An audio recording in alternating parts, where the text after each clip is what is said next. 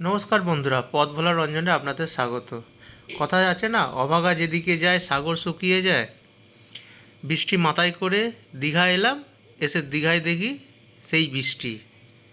সকালবেলা উঠেছি ভোরবেলায় সানরাইজ দেখবো বলে, ও মা, টুপটাপ টুপটাপ করে গায়ে ঝরেই পড়ছে বৃষ্টি।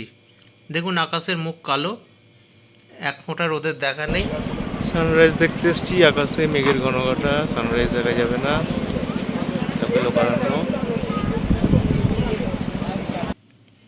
সূর্যদেবদের সেই কোথায় লুকিয়ে পড়েছে তার আর কোনো দেখা নেই। নুলিয়ারা স্পিডবোট নিয়ে নেমে গেল, আমিও এক কাপ চা নিয়ে দেখতে লাগলাম চারদিকটা। হঠাৎ সামনে দেখি বাঁশিওয়ালা বাঁশি নিয়ে যাচ্ছে। কিনলাম একখানা বাঁশি, বাজাতে পারি আর না পারি, কিনলাম তো।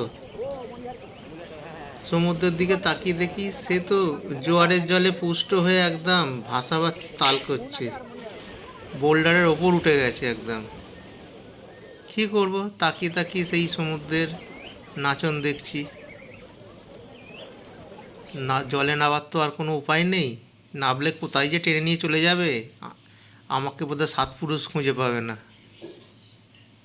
দেখুন ঢেউটা এসে একদম পায়ের কাছে এসে ঠেকে যাচ্ছে। এই জলে যদি একবার পড়ি তাহলে আমাকে বোধহয় শ্রীলঙ্কাতে গিয়ে বোধহয় দেখা পাওয়া যাবে। যাই হোক, ঘুরে ঘাড়ে এসে দেখি বেশ ঘন্টা তিনেক পরে জল অনেক নেমে গেছে, সবাই নেমে পড়েছে বিচে চান করার জন্য। আমিও নেমে পড়লাম বিচে। এ সুযোগ ছাড়া যায়? আবার কখন জোয়ার এসে যাবে আর চান করতে পারবো না। এই সুযোগ আমার যেন আনন্দ আর ধরে না।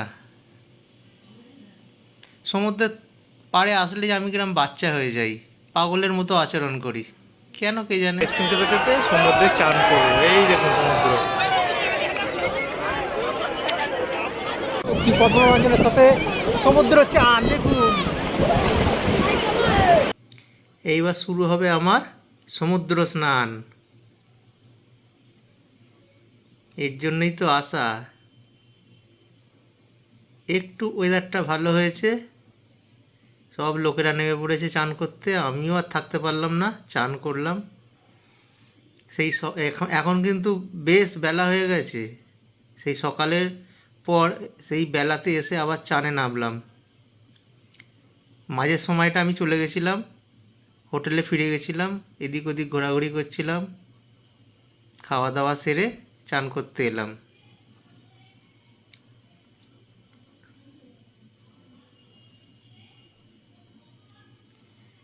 কেউ ফটো তুলে দেওয়ার নেই, আর কি করব, নিজেই নিজে ক্যামেরা ধরে চান করছি।